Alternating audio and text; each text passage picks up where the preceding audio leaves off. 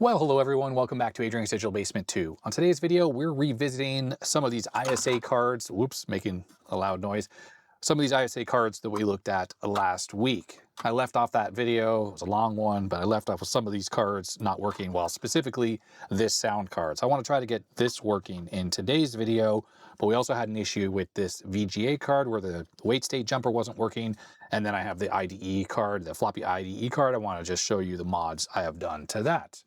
All right, let's just start with this IDE card. So this is how I've ended up modifying it. So, well, on the front side, you don't see a whole lot except for these two LEDs, which I'll explain in a second. I also swapped out the pin header with a right angle pin header. That way I can install the compact flash adapter with it facing up as opposed to sticking out. It would stick out like this, which means that you wouldn't be able to put cards next to this very easily. So this is a much better setup. Now it does make it too tall to ever put inside of a regular computer with this adapter installed. But in that case, you could just install a cable and use one of the other compact flash adapters that has the opposite gender on it. So you can plug the cable directly into the adapter without having to use this. But this is perfect for me when I'm just doing bench testing, which is what I'm doing all the time. Now, in the last video, we swapped out the IDE or the BIOS that was on here with the XT-IDE AT large. That's working great. I just put a label on it appropriately. I did upload the original BIOS to my GitHub, so check the link in the description. Well, on the first video, that link was there. And I just added these notes here just for myself. So it's C800 is where this BIOS is located. And that way, if I'm trying to use something else that has a BIOS, I want to try to avoid a conflict. So I put these labels on just to help me with that. I can disable the BIOS by just changing J11, which is this jumper right there. So if I ever am using this in a machine that, say, has a built-in motherboard BIOS that doesn't need the XT-IDE, then I can just pop that off and use this card. The SRAM that's on here never really does anything interesting. Now, there's no power connected up to this, but it is powered, and I'm doing that on the back side. Not to mention I've installed these two LEDs that sort of help me do stuff on the computer, test stuff that is. First off, power lead. Yes, I'm just pulling it right off of this pull-up resistor. It's a 5-volt pull-up resistor. So I ran this nice thick cable up to this diode, and that powers this up. Of course, the problem is that this particular setup doesn't allow me to easily take this off and plug in another cord because this, or like as in a ribbon cable, because this is fixed. But the reason why is because, here's what's funny. This particular adapter, okay, well, you may be familiar with these adapters. Let's zoom in a little bit on it. One of the things about these adapters is some of these have a setup where you can actually power this off of a pin on the connector that's not normally used. The problem is, well, there's two problems. Let's see, I can't really pull this off now. Well, okay, well, the problem is that particular pin that can power this little board from the connector has a plug in it. And I don't know how to really extract those plugs without damaging the connector, and I don't feel like soldering on a new one. So the easiest thing for me is just to run this cable. Then if I was going to do that, I'd have to cut something on the board. I think it's maybe that pin or one of these pins around here. I'd have to cut the connection probably to ground and then run 5 volts to it. The issue is, though, is of course, if you want to plug in a hard drive, it might be grounding that connector, and of course you would then, well, cause a short. So typically, if you have a board that allows powering that jumper like XT-IDE, which I don't have handy, you would have a jumper to selectively turn that off and on. So it's kind of safer just to do it this way.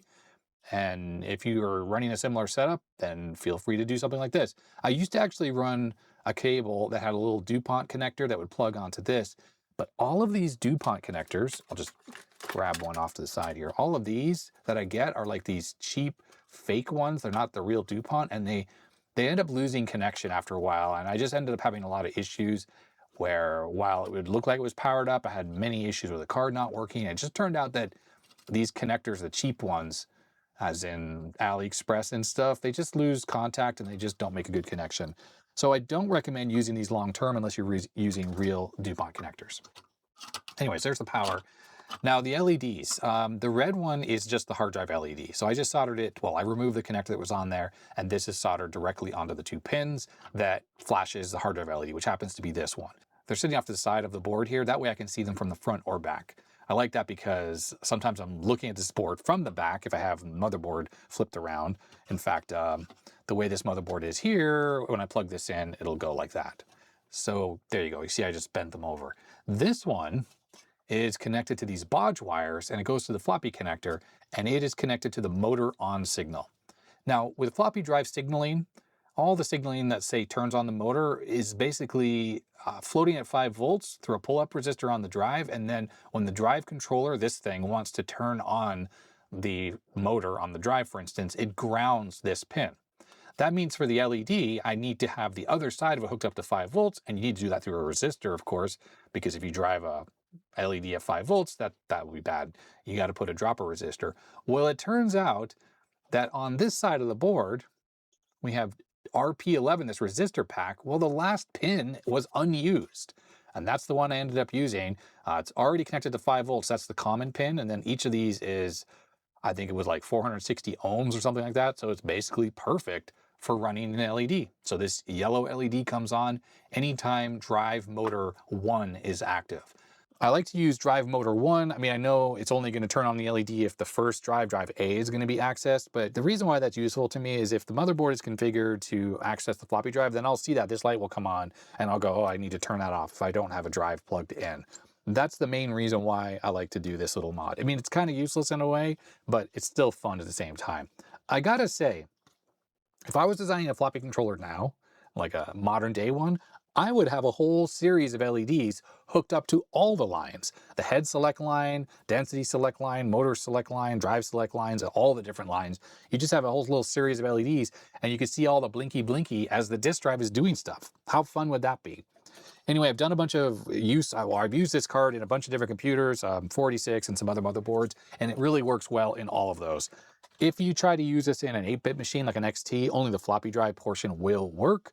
I think the BIOS will still actually be, it'll try to load XT-IDE, but of course, without the 16-bit section, the IDE interface is not going to work. This is not an XT-IDE card, even though we have the XT-IDE ROM in there. The ROM is configured to only use this as a standard IDE controller, a 16-bit card, and this lacks the latches and buffers and stuff like that to work in an 8-bit fashion. But like I said, the floppy controller itself, this chip, does work. Well, I haven't tested it, but it should work perfectly on the 8-bit connector, and the BIOS will as well. Well, you know what? Let's just test this. I'm talking out my butt a little bit here, and I actually have a floppy controller or floppy disk drive here. Let's get this connected up and let's see if it actually works on an 8-bit slot. So this motherboard has a handy 8-bit slot right there. So we'll just plop that in. Disk drive has power. Let's turn on the computer. Well, that's weird. Did you hear that? The computer's not happy about something. I'm going to just recycle the power. Oh, there's no video card. Yeah, it's not happy about that. We'll just use my fast video card here. I love it. I'm like, it's not happy about something. Yeah, it's not happy about not having a video card. That's what it's not happy about. So I'm going to go into the setup, and we will add the floppy drive, A drive. And let's run this. Now the little light should come on. Okay, well, it's trying to detect the compact flash card, which clearly isn't going to work. But there we go. The yellow light is on for the A drive. It actually tried to boot. I need to grab a disk so we can actually boot, because the thing is just continually trying to boot, it looks like. Yeah, there we go. Starting MS-DOS. So very typical, these Super I/O cards and, oh, this disk, oh, I thought this wasn't going to work. It's very typical that these types of cards, the Super I/O functionality, so the floppy drive, and if it has serial ports and any other functionality, that stuff usually all works perfectly over 8-bit. It's strictly only the hard drive controller, which does not work. Well, I'm pointing to the wrong card. There we go. And if I type dir, there the light's on. And if we try the B drive, oh, there is no B drive. Just to show you that the light should only work. Oh, I didn't go to setup. It should only work. What's going on here? That's funny. Just so I can show you that it definitely only should work when it accesses the A drive. I will just demonstrate that. So you have to hit A. So it boots off the A drive. Okay, the light's on there. I held down the shift key. Hopefully skip that bad config sys. It looked like I was trying to load some CD drivers. Now we type B. And there we go. It's trying to access B drive, but the light's not on. And that's because I'm literally tied into the motor on signal for the A drive. Now, on most controllers, if we hit fail, by the way, A colon, oops. Maybe if I typed A with a colon, it would have worked. Seek error. Yeah, you know this. I remember back in the day when I was first using MS-DOS, I was like, what to deal with this abort, retry, fail garbage? And look, you hit abort, and now it's just like stuck. Absolutely silly the way that error works. Obviously, the way it should have worked is I hit F for fail, and then you type A colon, and it goes back to the A drive, and you're all fine. But you hit abort, you get random stuff like that. Anyhow, with normal floppy controllers, the motor on signal is shared across all the disk drives. But what IBM did is they designed this whole twist in the cable thing, and that actually means that you end up having two motor select lines. They use the fact that original floppy controller chips had support, or really the Sugar standard had support for 4 drives. So there were 4 drive select lines, and the motor on signal was shared amongst all of those. That meant, yes, if you turned on the motor on signal to access one drive, with most disk drives, all of the motors would spin. So IBM took those 4 lines, did the twist in the cable, and ended up repurposing the drive selects for those other 2 drives and repurposed them to be, well, still a drive select for the second drive, but a second motor on signal. So the way the floppy controller gets programmed, I guess, by the BIOS is to operate that way. Now, what I've never really looked into is that the floppy controller on this card, and pretty much all of these controllers, can do FM, MFM encoding, and they support those 4 floppy drives with those 4 drive select line. But there are some ISA floppy drive controllers that support 4 drives, and they have 2 connectors to use 2 cables with twists on them, and you have A, B, C, and D, at least on really old versions of DOS. I don't really know how those are wired up, though, because as I mentioned, the programming of the floppy controller chip is such that it abuses those extra drive select lines to create the second motor on signal used for the B drive with the twist. So, well, I have to imagine there's some additional logic on the board to recreate an additional drive select lines, like because those are no longer available on the chip, or maybe certain versions of these floppy controller ICs actually have multiple motor out signals and multiple drive select lines, and it doesn't have to abuse them. I'm not too sure. If you're familiar with how those work, definitely let me know. But I've definitely seen floppy controllers, ISA cards with one chip that have support for 4 drives, even though PCs don't really support that. Like once you're past old versions of DOS and XTs, more than 4 drive support is not natively supported. You have to use drivers, and it doesn't really work super well because A, B, and hard drives always show up as C. But in the old versions of DOS before hard drives, that's where you got A, B, C, D, kind of like CPM. Anyhow, that is it for the mods on this floppy controller card. I really like this card now, especially just having the built-in XT-IDE makes it extremely handy. All right, so next let's take a look at this AccuMOS video card. Now I alluded to this in the last video that I thought that AccuMOS and Cirrus Logic had something to do with each other. Well, it turns out that they do, and AccuMOS was a video card company and Cirrus Logic bought AccuMOS. So from my understanding, all of these Cirrus Logic cards, like with the CL whatever part numbers, like the one on this card here, it's just like an iteration on this original AccuMOS chip. I don't know, again, if this AccuMOS has 2D acceleration, and definitely some of these Cirrus Logic ones did. But the video card division from AccuMOS, or the video chip division from this company, ended up becoming Cirrus Logic. So that's why there is such a similarity between even these 2 cards, even though this has a larger pin count, because I think it supports, twice as much memory, and it has acceleration. I think it has acceleration. Now, the problem that I was running into with the AccuMOS card is that both of these cards have a 0 wait state jumper on them, and it appeared that it was not working. So let's, I just set the jumper so it's not in 0 wait state mode. Let's plug this in and let's take a look at what kind of performance we're going to get with this card, and then we'll switch that jumper. Actually, you know what, before we do this, let's go to the other card here, this one, just as a refresher. This also has the 0 wait state jumper, it's right there. We'll run this through its paces, and we'll take a look at what kind of performance we get on this card in 0 wait state mode and 1 wait state mode. Now, luckily, the datasheet for the AccuMOS chip that's on this card is available, so we can take a look at that and try to figure out exactly what might be wrong, why that jumper is not working. So instead of using Speed 600, I'm going to use this VidSpeed program, which essentially tests very similar things, but it lets us actually look at the performance of one of the graphics modes. So we're going to do star for normal RAM. We're going to do 1 for 80 by 25, which will give us the exact same number that Speed 600 gives us. I'm also going to add, let's see, let's do MCGA, which is, where is that? MCGA, 320 by 200 at 256 colors, 70 hertz. That's pretty much what games work at, and DOS games all run in that resolution for the most part, unless you're running with one of the SVGA modes, which I don't really think this thing, I know it lists them, but I don't think it will really work. So we're going to run this. It's going to flash a little bit, sorry about that. And this will give us a performance benchmark for how fast this card is running, and it's in the zero wait state mode right now.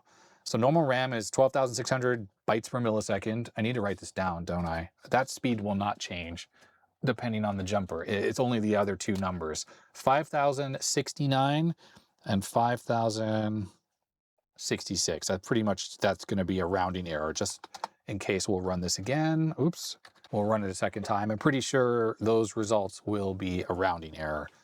Like, you'll have slight fluctuations just on the timer that it's using. Yeah, we got, actually no, exactly the same, 5069 and 5066. So you can see that this card, the graphics mode, is really fast. I mean, I don't know if it's as fast as you can go, but it's pushing 5 kilobytes per millisecond. And that's pretty significant. That means that if you think about like the amount of time you have with a frame, one frame of 60 hertz video, and it's running at 70 hertz, but at 60 hertz, you're about 16.6 milliseconds per frame. Well, if you're double buffering, I don't even know if MCGA actually supports double buffering or not. Well, if it could double buffer, you could update one of the buffers while the other one was being displayed. Otherwise, you're going to have to try to do this in the vertical blanking interval. And the reason why is I think a 320 by 200 by 256 color screen is 64K. Am I mistaken with that math? Let's do the calculation. No, yeah, it's correct. If you multiply 320 by 200 times 8, gets 8 bits, and you divide that by 1024, you get 64,000 exactly. So it's just under 64 kilobytes. That means if we take our number here, 5,066, that means about 12 milliseconds on this 36SX to update the entire frame buffer with something new. So theoretically, that means you could have a game that runs at 35 frames per second and you'd still have a bunch of CPU time to work on the graphics engine and stuff like that. And that might have been one of the reasons why Doom, the original version of Doom, is frame limited at 35 frames per second, because we're at 70 hertz divided by 2, right? Just to give it the best opportunity to have time to work on the geometry and the, rendering the screen into a screen buffer before it gets copied from the screen into the video card. And that's why, obviously, changing this wait state jumper, and by the way, you can do this while the system is running, and I'll explain why in a second. I've checked out the data sheet on the other card. But I pull this jumper off, and we run this again. Oops, I shouldn't type stuff if I want to use the F3 key to enter it again. But let's see what we get. We should be getting like 3,800 or something like that, which is definitely a little bit of a slowdown. And that just means that pushing those pixels takes that much longer. And yes, we do. So yeah, what is it, 3806 and 3798. And that's compared to the results you're seeing right above there. That just means that moving those pixels takes that much longer. And that's why this wait state jumper is pretty significant. If you want fast animation, the best transfer rate you can get, the more the better, essentially. Now, when you're talking about gaming, you're going to be balancing the power of the CPU, like how quickly it can do the computations to render whatever video that you need to display. And then you're also running up against that transfer rate into the card. So for instance, if you're running at one wait state here and it slows down, you got to hope that your CPU is faster so it can do the rendering, the computation of the frame faster to make up for that slower transfer rate, which we know on the faster speed, it takes 12 milliseconds. And I think based on my calculations, it would be about 16 milliseconds to transfer when you have one wait state. So you're losing those 4 extra milliseconds that you could be doing a bunch of computation just to transferring the video image. Okay, so we have a baseline of what we should be getting with 0 and 1 wait states with the card that is working. Let's switch over to the other one. Just put that jumper back on, there we go. And let's switch to this AccuMOS card. The jumper is currently off, so we are in 1 wait state mode.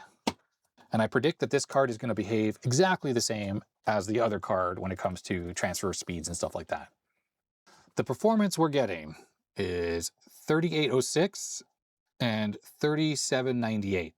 Well, the other Cirrus Logic card was getting 3866, so slightly faster, and 3798. So in graphics mode, exactly the same speed. Okay, wrote down the results. Now, in the last video, when I had the jumper installed on there, it just didn't seem to do anything. Let's see what we get now. So I'll just install this while the system is running, which is really no problem. It's harder on this one. The jumper is lower down. Okay, there we go. It's on. Okay, we run this again. See what we get. Wait, that actually sped up. What happened? What? Why did that speed up? 4853. Just writing this down. And 4728. Okay, well, you could see that the results we just got were better, but not quite as good as the other card. But I swear this was not working before. So I don't know what's changed here. Let's run it again. I wonder if I had a bad jumper. I mean, I'm pretty sure the jumper that's on there is the same jumper. 42. Wait, that's slowed down more. So do we have like a bad connection? Let's run it one more time. Maybe we have a bad connection. I need a way to run this test in a more real-time fashion. 4213 and 4434. I'm going to move the card in the slot. Oh, shoot. I messed up that one. Let's run speed 600. And the reason why is because with speed 600, you can rerun the test much more quickly. Okay, so 4130, basically the same as what we were getting in that other VidSpeed program. Moving the card does nothing. Where's that jumper? I'm kind of working blind here. Moving the jumper in and out a few times. 4130. Well, why were we getting even better performance? And if I pull the jumper off, it's back to 3795. Put it back on. It's only slightly better. Let's push on chips and things. That's not doing anything. It's all sort of hovering around that same exact spot. What's going on? I really don't get it. Shall we try a different jumper? So I took it off. So it's going to be slow. Why don't we take it from the other video card? Let's take its jumper. Oh no, I dropped the jumper on the motherboard. Okay, I put another jumper on. The one that I dropped is still down there. And it's even slower. What is going on?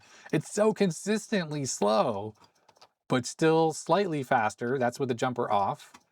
Jumper on. What is happening? I'm wondering if we have some kind of a signal integrity issue. And here's why. Let's take a look at the datasheet for the AccuMOS chip. So the datasheet for the VGA2 gives us some interesting stuff, actually. This card, or this video chip, is actually designed for XT and AT systems, so 8-bit mode, but also microchannel. So built-in compatibility for microchannel. It can support 4 DRAM chips, 256K times 4, which is exactly what's on the card. But it can just use one 16-bit DRAM chip, so it just has to do with the RAS-CAS lines. Choice of 2 DRAM timing, high performance and standard. Pretty sure that's a jumper, which I think we saw on the card as a little resistor that was used as like to set that jumper. Write cycles to display memory are optimized by combining memory write buffer and zero wait state AT bus request capability. That's the key. This zero wait state thing, apparently, as far as I'm aware, is something that is on the ISA bus. Now let's scroll down. The datasheet's very comprehensive.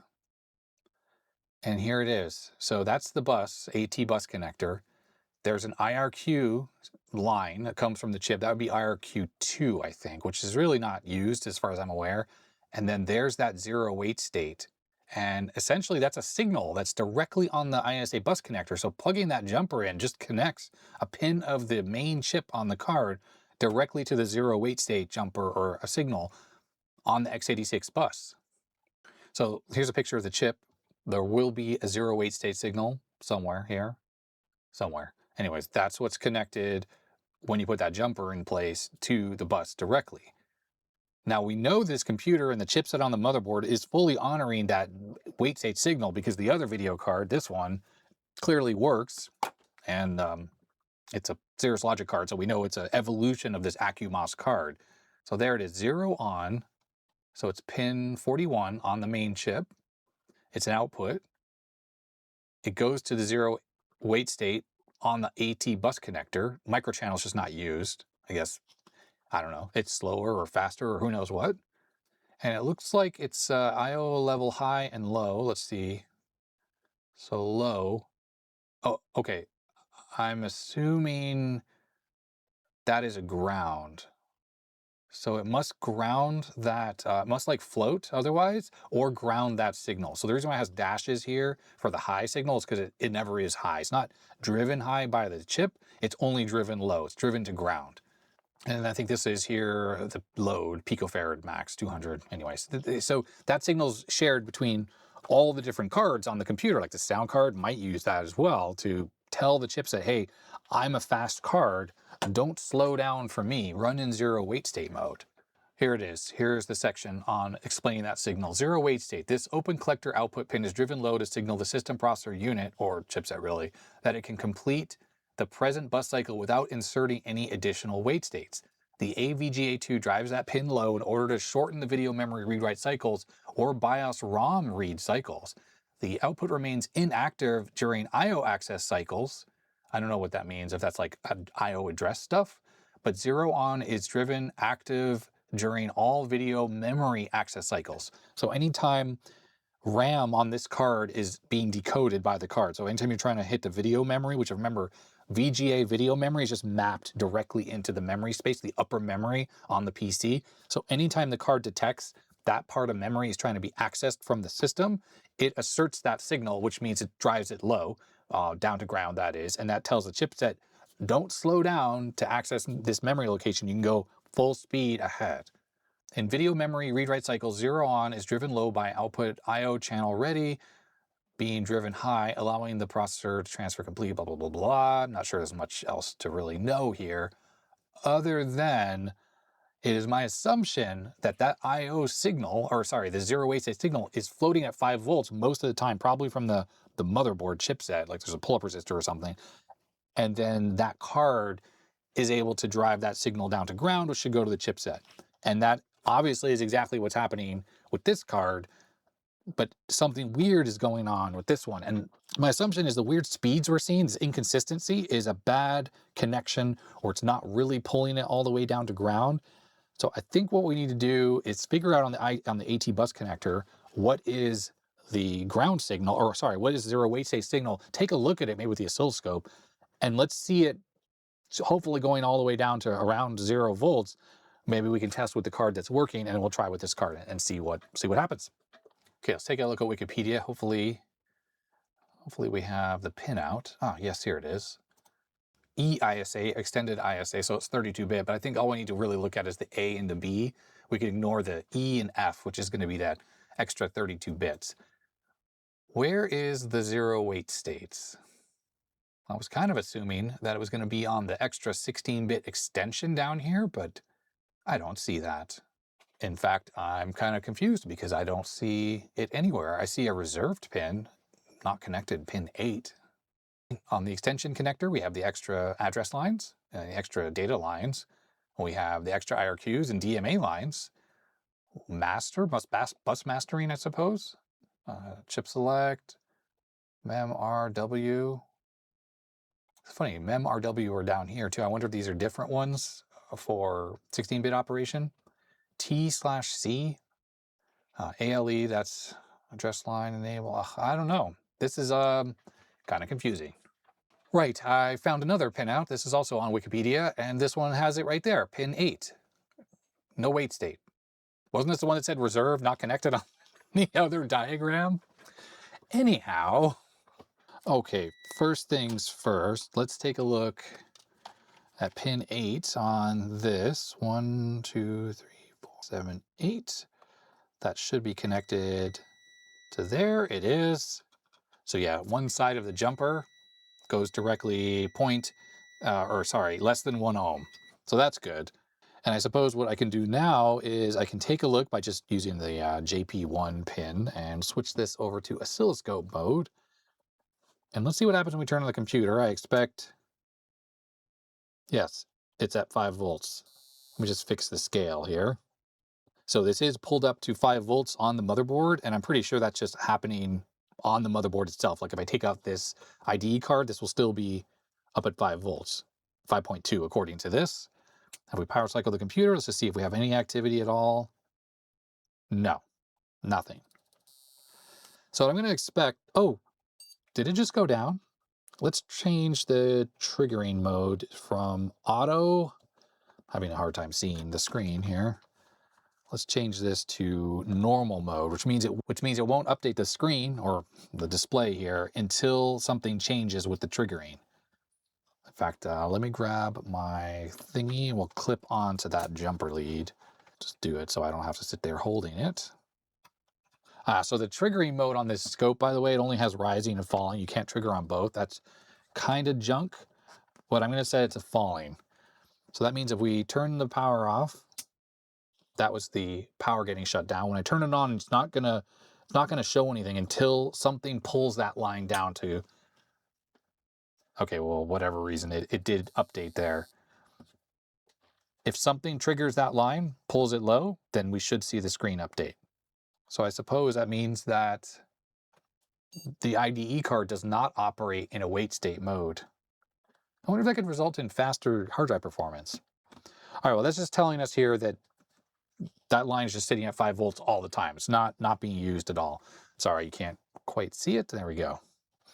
Right, so what I'm going to do now is I have the jumper installed, so this card should be in 0 wait state mode, and I'm on pin 8 on the ISA slot. So I'm expecting to see normal transitions all the way down towards ground. I think I just came off the pin. Yes, there we go. I'm on the pin correctly now. I would expect to see normal transitions all the way down to ground. And if there's something wrong with the way this chip is able to drive that signal, or the pull-up on the motherboard is too strong, then I guess that will... Oh, look, everyone. It's weak. Okay, what I need to do is boot into Speed 600 so I can rerun the test with hitting F9 repeatedly. But I'll hit F9 to retest, and we should be able to take a look at that signal. Okay, I'm on pin 8. When I hit the retest button, we'll look at that. It's not pulling it all the way down. It should be, ground is down here, and it's not pulling it down properly. That's got to be our issue. But what is causing that? Okay, so I am now on the actual jumper itself. Same problem. I feel like this AccuMOS chip doesn't have enough drive strength, perhaps, or something like that, to pull it all the way down to ground. It's got to be able to sync whatever current is necessary. There's a pull-up resistor on the board. It's got to be able to... By the way, I don't know. That was just me becoming loose on the probe. That is. So that's why it looks like that. I just moved to a different slot. But yeah, this chip has to be able to sync enough current, whatever the pull-up is on here, say it's 10K, and then it has to be able to fight against that 10K. Maybe the pull-up on this motherboard is a 4.7K, and that's too much, and this can't fight against that. So I've just moved it into a different slot. Let's probe this again. Okay, system is nah. So see there, those little, that's not enough. That is not enough. CMOS checksum failure, really? What just happened there? Yeah, that happens. That's a motherboard thing. It happens occasionally on this motherboard. Took away my shadow, so I'll put that back. Yeah, I don't know what causes that, but it's like the power cycling on and off can cause that to happen. Yes, and it does that. We gotta hit this and go through a few reboot cycles to get this working. Here we go. So there's our problem. And it appears to not be working at all now. So moving this card to that slot is probably how I had it when I was first testing. And it completely is not driving that signal down to ground properly. I mean, the funny thing is obviously this other card, This Cirrus Logic one has no trouble doing this, pulling that signal down. Let's just switch over to it and take a look at it. Okay, I'm going to do the same thing, just probe right on the jumper. Let's take a look.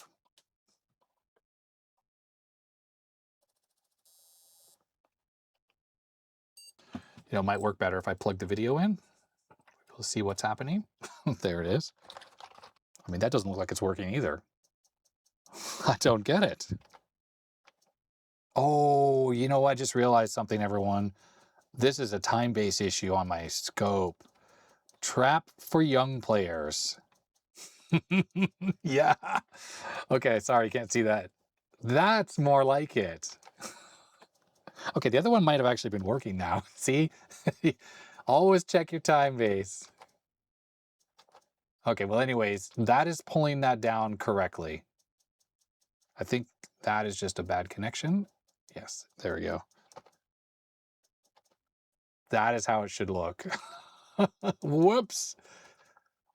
Okay, well, let's compare this waveform with this 500 nanosecond time base to the other card. Well, that sure looks like a good waveform to me. Let's see if we're, you know, what we're getting, full speed or not full speed. Okay, here we go. Well, I don't know, everyone. I don't understand. So it's not anything like I thought. I just don't see how we could have this inconsistent speed where it, well, it doesn't appear to be working at all right now, does it? Is this like a timing issue? Like it's too slow? I don't know. But I can tell you for sure that the signal is getting through. We'll just check on the ISA slot. Okay, so that's the ISA slot itself. Yeah. Obviously it looks perfect. It's not weirdly noisy, but clearly it's not working at all right now. Look at the time. I mean, look at the speed. It's so slow. Let's pull the jumper off. Now when I hit F9, notice this doesn't update anymore, and the speed is literally not different at all. And with it hooked up, speed's not back. Signals look correct. I just don't know. I don't know at all. Kind of wondering if I should try to find, for instance, I'll turn the clicking off. Should I try to find the data sheet for this chipset? There's actually two chips. There's one under the speaker as well. You know, who knows where, definitely that goes into the chipset. I have another idea. What if we move, I mean, I know this motherboard isn't the best, and there are issues with like what slots you have stuff in where it can kind of affect things. And I'm assuming there's reflections on the bus happening, and maybe where this card was over here, and let's see what's happening. Because maybe this is like a subtle timing issue of some kind.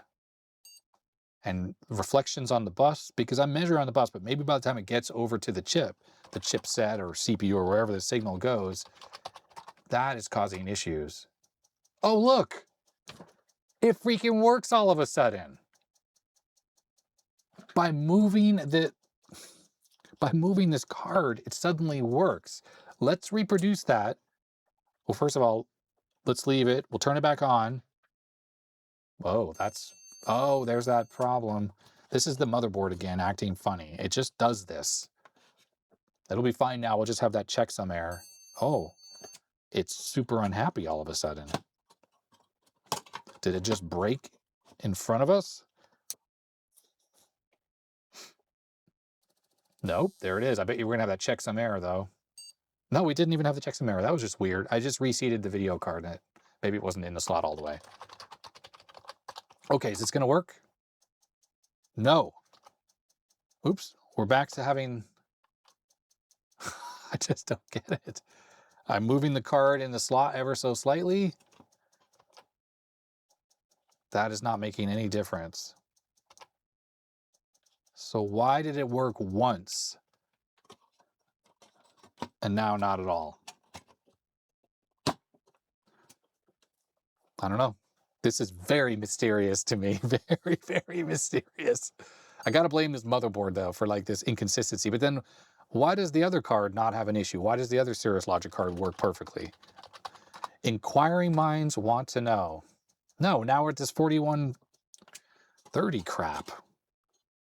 I'm just going to move the cards around a little bit more. But this definitely seems like some kind of a signal integrity issue, doesn't it?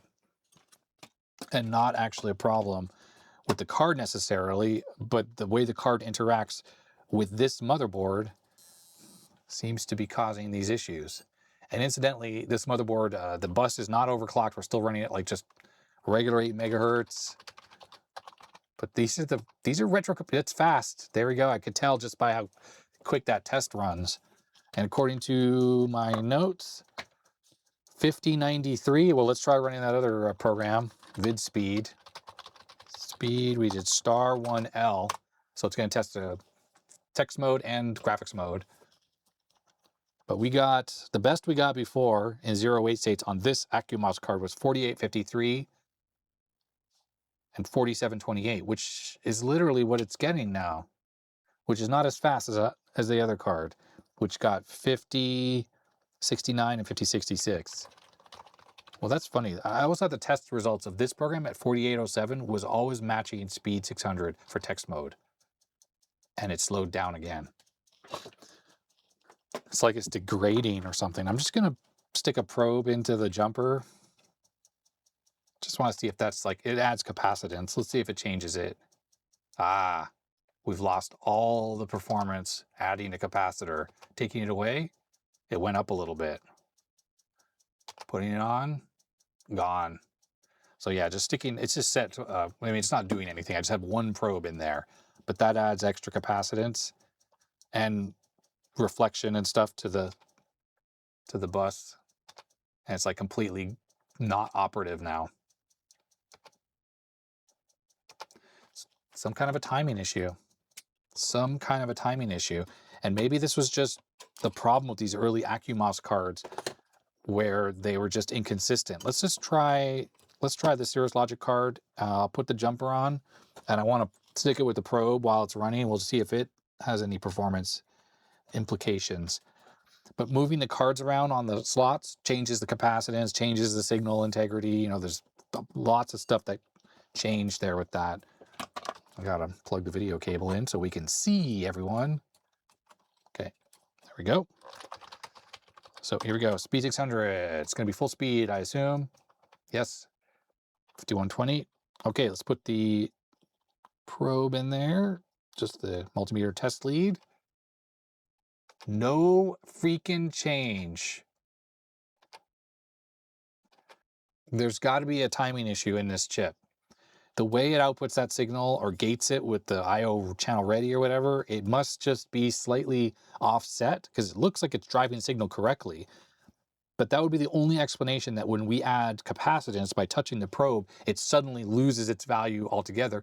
And occasionally it's working okay, and then it seems to just sort of stop working because of that stray capacitance on the bus. And that could be very motherboard dependent. So whoever or whenever they designed this, on whatever system they designed it on to use that signal, it must have been more tolerant of that particular signal.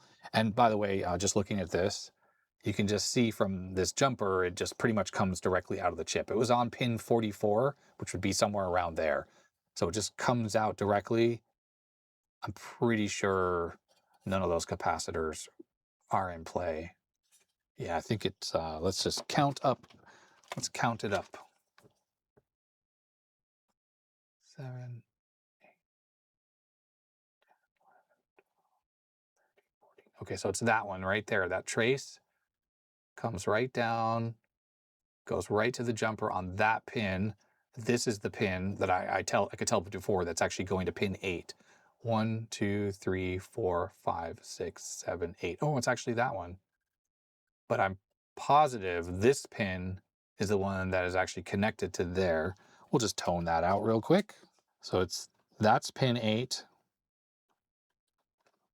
Oh, yeah, sorry. It's on the back side.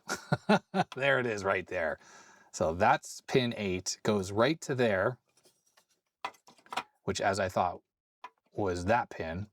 And then this side doesn't go to this stuff here. It looks like it does, but that's just underneath the jumper plastic. This is what makes its way right to here. There we go. It's actually pin 41 that it makes its way to right there. It doesn't go to capacitors or anything. It just goes directly down to the jumper, which then goes to this side, and then it goes onto the motherboard. So I don't really think there's anything else to be done. I mean, we obviously, this is driving. If this was a bad connection, this wouldn't be able to drive that all the way to ground, and it is. So that's not the problem. I think there's just internal issues with this chip when it comes to zero wait state and not being very compatible with some motherboards like this one here. Just for curiosity's sake, let's see if this zero wait state goes to a chipset chip, and it goes right there. That is it. So that really means there's nothing to fix on this. There's not much I can do. So I guess there you go. If you have one of those AccuMouse cards and the zero wait state does not work, there's nothing you can do. If any electrical engineers are watching and you happen to know maybe what might fix it, let me know. But I know capacitance is not the answer, because obviously when I touch it with a probe, it completely breaks it altogether. And the other card has no issues with the probe. It just works perfectly. So I think that's just a problem with the silicon. And that is what Cirrus Logic fixed in the later revisions of the chip. So there you go. Now you know. In fact, I'm going to write that on the back here, just because I will forget that I figured this out, that there is not a fault. This is just a problem with this card. And it's not to say, by the way, that this might work fine on some motherboards. It's just with this motherboard, it does not work. Also, incidentally, I have this 486 board with a VIA chipset. I'm pretty sure that the zero wait state functionality of this does not work at all. So if I put the Cirrus Logic card that does work with zero wait states, there's no difference on this board whether that jumper is on or not. And obviously with this one, the same thing. And I found that about this particular board, like this VIA chipset VT82C486A, and there's another chip right there. This board is just not fast with ISA. In fact, the performance of this card running even in one wait state mode, since this doesn't seem to use zero wait states, is significantly slower than the 36SX. That faster card was getting what, like 3866 with one wait state. This is getting like 2000 something. So it's much slower. You really have to use the VESA local bus if you want to have high performance. And let me tell you, when you put VESA local bus in one of these, it's so much faster. It's almost like, I think, 12, 13, 14,000 bytes per millisecond. So you're almost transferring an entire frame of 320 by 240 in like 4 milliseconds on this when you're using local bus. But with ISA, it's slow. All right, that brings us to this card, this sound card. I've learned a few things since my last video on this card. This card, which as far as I'm aware is just called the Media Magic, has a dual chip setup. This one is an Opti something or other chip under the sticker. This is the chip that actually produces the Sound Blaster emulation and AdLib. Well, there's a OPL chip, but you know, it does the sound card functionality. The Crystal chip, on the other hand, I forgot what this is called. It's not like a DAC, but I guess it is kind of like the DAC in the ADC. So it's what converts the digital sound that this chip makes into the audio that comes out, and it also does the digitization going in. So the Crystal chip is not responsible for the sound card functionality itself, like Sound Blaster. It's all the Opti chip. Well, I forgot off the top of my head which is the Opti chip that's under here, but it is not compatible with Unisound, nor is this Crystal chip. So no part of this card is supported by Crystal Sound or Unisound. So that's one problem, is I was trying to test this card with software that couldn't have even possibly made this work. The other thing is I was talking to Jared, who sent this in. And Jared said that, yes, this requires its own drivers, and there are DOS drivers, and it does have Sound Blaster emulation. But Jared had 2 of these cards, identical. And one on his system with the appropriate drivers worked, but this one was dead.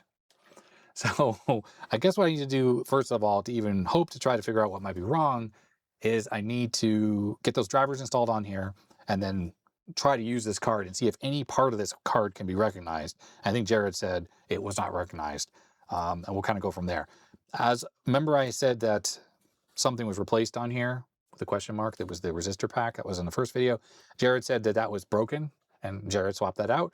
And I circled something else, this cap. So that's a little circle there. And that was swapped out. I think Jared said that that was damaged or something, obviously. So those were changed out. But I determined in the first part that these resistor packs are for these two buffer drivers here that have to do with the IDE bus. So this has nothing to do with the sound card. This Opti chip talks directly to the ISA bus. So it's irrelevant what's going on over here, especially because this card plugged into the motherboard doesn't corrupt anything. And it's unlikely that this stuff had any effect on the card working or not. And that's because this chip is just talking directly to the ISA bus. We don't see any voltage regulation on here. This is the audio amplifier for the output. U10, it's worth looking at that part number. Maybe this is a voltage regulator actually. So that might be relevant. So that could be bad. But anyways, like I said, the bad cap over here wouldn't have had nothing to do with the card working. Just the audio would have been affected and the amp and stuff like that. So I think first step is get the drivers installed. Let's see if this definitely is still not recognized. And then we'll go from there. I'm going to have to peel this sticker off because we need to see what kind of Opti chip this is. I found, boy, that's really hard to get off. I found the Opti part number on a Vogons thread talking about like what that chip is under there. And that's how I figured out for sure that this crystal chip, the CS4248, and this Opti chip both are not supported on Unisound. Even the latest version of Unisound does not support these. It supports other versions of these chips, other part numbers, both of these, but not this combo. Oh, also incidentally, this crystal that's not there, this has to do with this oscillator signal, which is actually supplied by the ISA bus. This is probably there because in some systems, this signal might be missing or wrong. So maybe you have to, well, see, it says oscillator 1, that signal is from the ISA bus. So if it's not there, you probably have to cut a jumper link, like maybe that right there, and then install that, and then, you know, it'll generate that signal on card. But this is used for CGA. This was supplied on the very first PC for the color burst frequency. That's NTSC color burst for color video output. So if you have a CGA card that plugged into a motherboard doesn't produce NTSC color, it's because that particular frequency is missing. And I guess this sound card uses that, and that would cause a potential issue. So yeah, let's get the drivers found and installed on here, and then we'll kind of go from there. Look at this thread on Vogons. So ISA Media Magic sound card. Clearly this is different. It's actually kind of similar, but this chip has way more pins on it than the one we're dealing with here. This does have that 14 megahertz crystal installed on it though. It has the OPL chip, but that is clearly not the same chip than what's on here. 4248 KL, that's the same chip. So it says here that this card, the one in the photo, is using the Opti 82C928, aka MAD16. We need to figure out how many pins the 928 has. This board does not have pinouts listed on it. Maybe we can find a photo of this Opti chip. Okay, well, clearly that's not the right chip. Here's the card, 16C. Okay. Oh, here's another one. Nice. That's the same card, isn't it?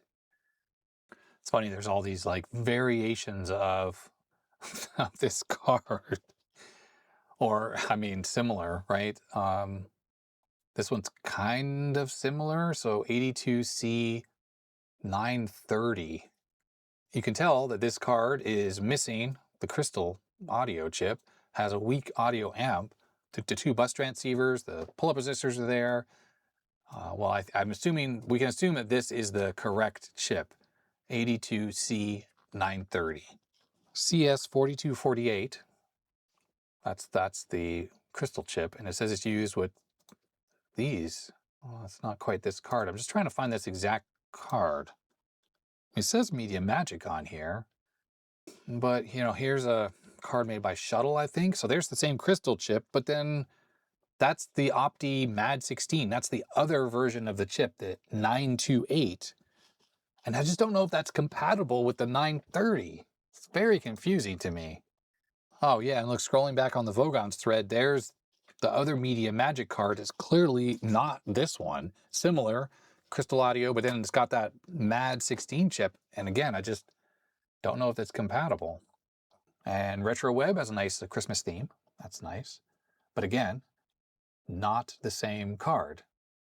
Thought the drivers would be really easy to find here, but they are not. Okay, well, I don't quite know what to do. I mean, I could try using, I suppose I really need to peel the sticker off on this card, because here's the 82C930 drivers, which I think is what's on here. I'm going to peel the sticker off. We need to find out what's really on here. This is unfortunately one of these freaking horrible warranty void stickers that's really hard to get off. Okay, I got it off. It's the 82C929A. So it's not the 930, it's the 929A. Okay, brand new drivers for the Opti 82C929 and 924. And here it is. It's actually called the MAD 16 Pro. Optimized DOS driver for sound cards using this chip. What does it say here? These cards support Windows Sound System, which has 48 kilohertz 16-bit stereo sound, exceeds the capability of Sound Blaster 16, as well as Sound Blaster Pro standard, which was widespread in games. And we have a little configuration utility. Okay, this looks awesome. Hopefully this will totally work with this. Optimized MAD 16 Pro sound card drivers. Freaking cool. I was going to download from releases, but it's not there, so I guess I just download this. And in here we have a couple different utilities, including 929 init. Initializes the sound card. Okay, well, let's try that. Init, Sound Blaster mode. An IO error occurred while reading the config file. Maybe I need to reboot and have the blaster variable set. It's in my auto exec to set that up, and it might use that. Maybe that's the config that it's talking about. I'm going to have to message Jared and be like, how come you said this was really easy to find drivers for when I couldn't even determine what kind of card this was? To be honest, these might not even be the right drivers for this. Let's run the setup utilities, just start there. Chip not found. Okay. Well, that might be it right there. That might be the end of our fix here. And what do we do here? Codec initialization runs. Some codecs need more than one run to work properly. Init, info. I assume this is not going to work because it already told us it can't find the card. N3. Odd that it's talking about configuration error. What config file? I see a sound.config there. That is not something that's readable. Okay. And by the way, the crystal chip, that's the codec. And that's what that was called. I called it a DAC in ADC, but it's the codec. All right, well, I'm hoping or assuming I'm doing this correctly and the card is bad. Test settings. You can output whether the sound card works with the settings. Here, it says codec selection. Here you can select whether the codec is from Crystal or one from Analog Devices. Well, we have the Crystal one, so it looks like this works with either. The codecs are compatible with each other, but there are minimal differences in access timing, etc. If you notice problems with distorted sound output, first check whether the correct codec is used. My assumption is this is the setup utility that is unable to see the card. Okay. I figured that option is something that's in the setup utility once it gets past what we just got stuck on. Right, so troubleshooting this card. In the last video, I already checked to see if the pins were loose or anything, and nothing looks like it was out of the ordinary. Now, one thing is this card might have physical damage. It doesn't look like it's all scratched up or whatever, but Jared did say that one of the caps was bad. Is it this one that he replaced with the scratches on the top? Yes, it is. So maybe he took that from something else and it got scratched. A lot of times if you have scratches on the caps, it just denotes that the card was stacked with a bunch of other cards, and that could potentially cause issues. Anyways, I'm wondering, and someone mentioned that there was a problem on some video, maybe it was Necroware or someone else doing a fix, and there was some issues with open inductors, something like that. And an inductor, see where it says L, there's nothing installed there, but inductors can go open. Here's one. And if it's open, then that could potentially mean no power was getting to the chip itself. So it might be worth me just spending just a quick moment here with the multimeter on continuity mode and just checking these that they have continuity. And I have to carefully look for any inductors. Obviously, like there isn't one there, so I don't need to check that. Caps should not be shorted. So when I touch these together, we shouldn't have a short. We don't. I think if it was like a shorted cap, that would literally cause them to blow up because it'd be driven by the power supply directly off the ISA bus. But who knows? It's worth checking to see this inductor here. That one's fine. MLCC caps, like these ceramic things, these can go short. So it's worth just probing around a little bit. A beep like that is fine as long as it goes away. These all seem fine. I need to check out this part here, see if that's a voltage regulator, because if it is, that's fine. If it's a voltage regulator and it's open, that's a cap, by the way. It looks like an L, but it's a C. These are all good. These are resistors there with the numbers written on them. I'm just looking for shorts, not the value. These are going to be for the audio output, so it doesn't really matter. I mean, there's no point to check these, but I will anyways, since I'm here. Got to break through the oxidation. Sorry, it's a little hard to see. That's a diode. Diodes, of course, can go bad as well. Did I check these? I mean, all this stuff's going to be audio output. The problem's over here. It's got to be over here. Tantalum caps, they can short. So far, everything's fine.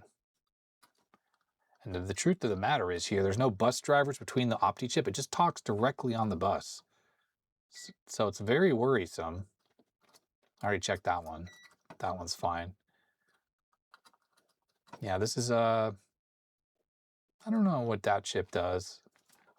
This is part of the OPL, so you need it's a 2-chip combo for the OPL sound. I think it's a DAC. I think that's what they call it.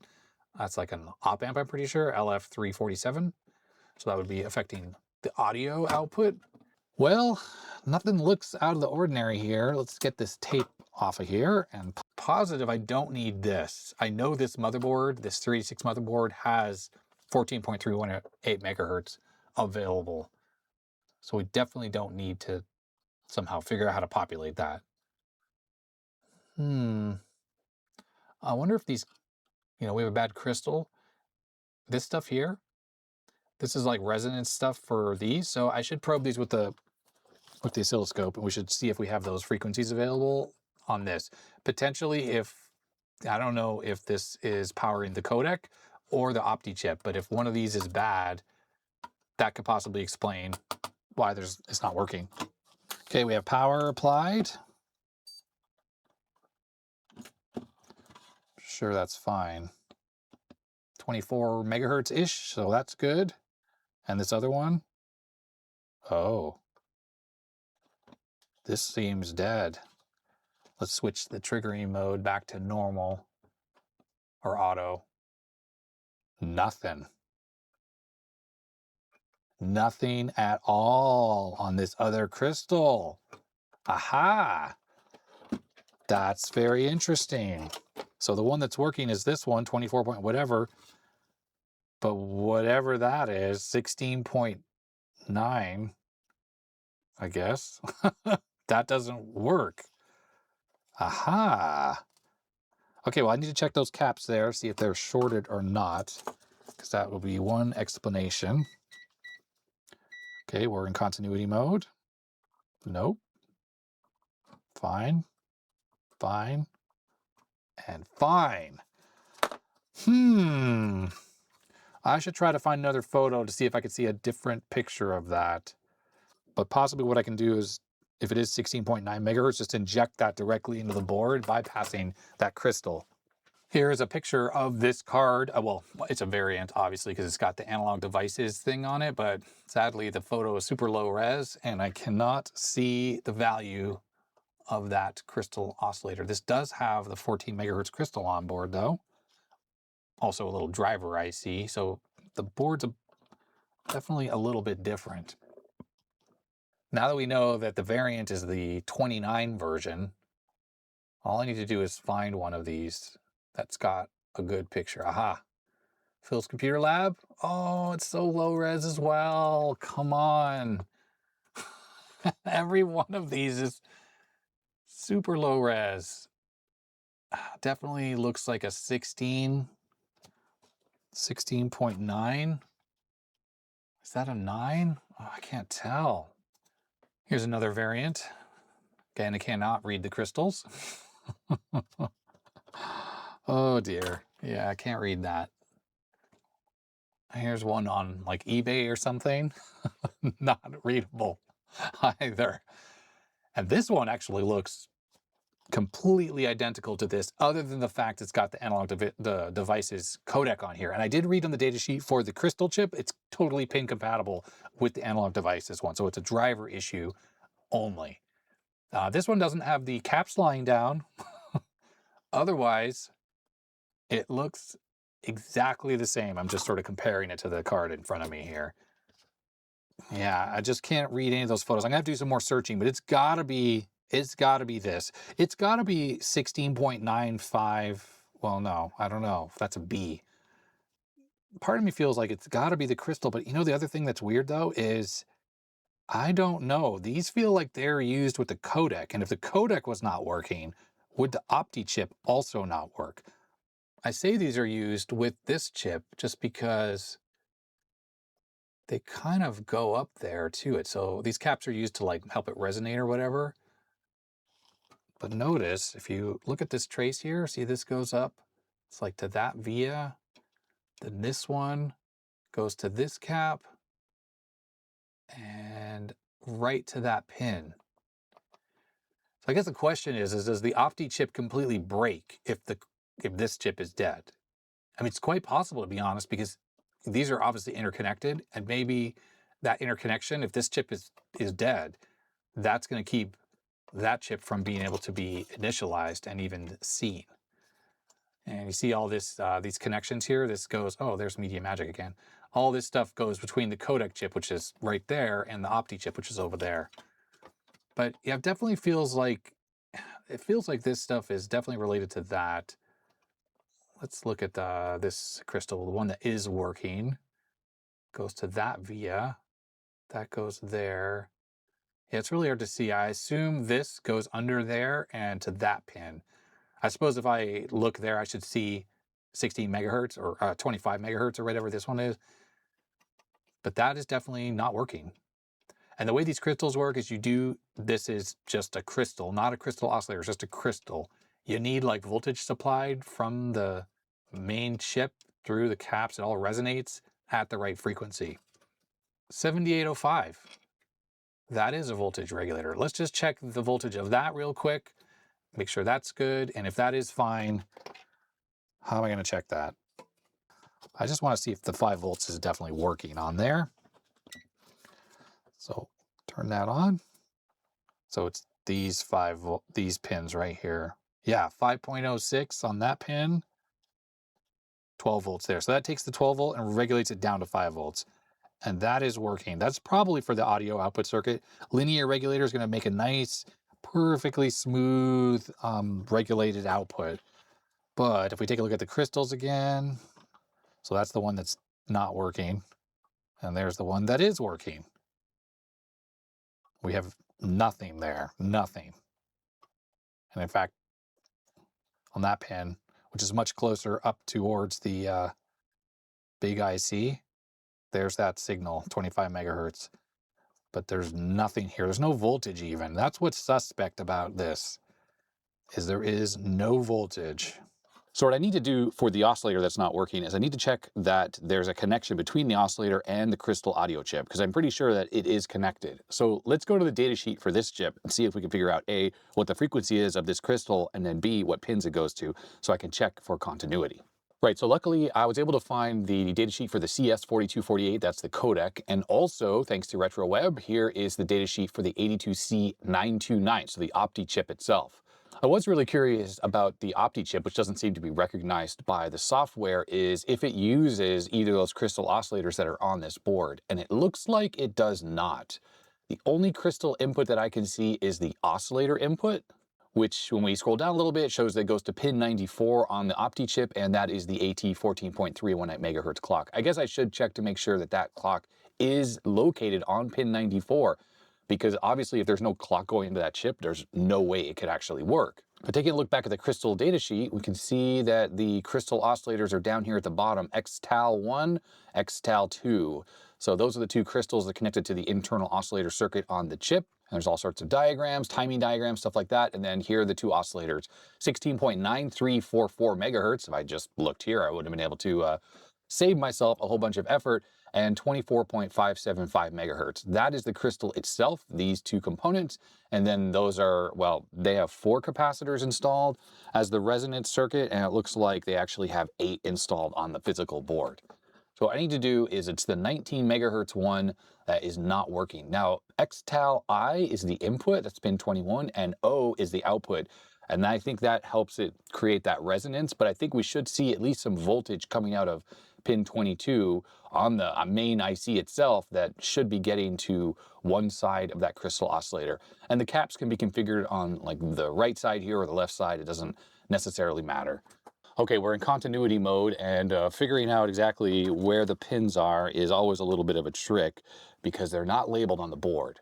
With these PLCC packets, pin 1 is right here where this dot is, but it'd be nice if they labeled it. Actually, I think they did. Oh, there it is, pin 9 and pin 61 over on this side. Okay, cool. So for the 24 megahertz crystal, this is going to pin 18 and 17. So there's pin 17. And the other side of the crystal goes to 18, which should be the next pin. And it does. Okay, cool. So that's connected up properly. Let me just locate myself again. Pin 18, there it is, 18. The next crystal we are looking for is 21 and 22. So 19, 20, 21. So that's XTAL input. And the next pin is the output. All right, there we go. I just didn't have a good connection on it. So there is an output, or the pin on the PLCC is actually connected to the crystal. Well, that's curious. That is very curious. Next thing, let's take a look at this chip and see if I can find that AT clock input going into it from the ISA connector. Because part of me wonders if with the crystal chip, maybe if it doesn't get initialized, I don't know what it needs to be, how it needs to be initialized, but maybe if it doesn't get initialized, that crystal output is not turned on, so it's not actually enabling this. Maybe that only comes on once this chip actually is initialized. And if this chip's not working, maybe it never initializes this, so it never turns on this particular crystal, because we know it's physically hooked up. I mean, the crystal itself could be bad, but these are very unusual to fail. It's more likely there's some other problem on this board. Either something's wrong inside either of the ICs, or maybe that crystal or the oscillator signal is missing from the Opti chip. And it turns out that the oscillator signal on the motherboard is coming from pin 30, which is the backside, this pin right here. I guess the first thing we should do actually is let's switch this back into oscilloscope mode so I can look to see if that signal is actually available on this motherboard. I mean, that would be hilarious if it weren't, and I don't have power. There we go, now I do. So we touch this to there.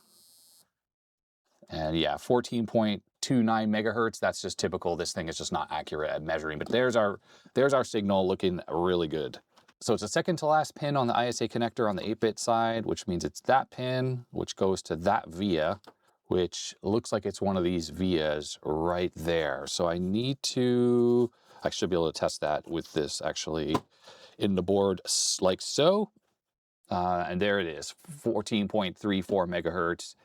I'm picking it up off that via directly. So now I need to see if this makes its way to, oh, I just came off the pin. I need to make sure or find it on the actual Opti chip itself. Okay, so it comes in on the backside. There's a via right there. It's behind this cap. It goes through a 0 ohm jumper link to there. That was the via I was just picking it up on. Makes its way up to this via right here, which looks like it's also on this pin down here. So if you install some type of a package, crystal oscillator package, I guess that would be one place that signal would be picked up. I have a feeling you could install one of those 4-pin crystal oscillators. It's an actual entire oscillator. It's a crystal and the circuitry to support it. So you get 5 volts and ground to it, and then you have an output pin, which is probably that right there. If you install an oscillator circuit, you would have it installed and you would take away this jumper link. That would break the connection back to the ISA board. You don't want to feed this signal back to the ISA board. Now the question is, where on this chip is that going? In fact, I'm going to probe it from there since this is to be easier of a hole. We should be finding this somewhere on this Opti chip.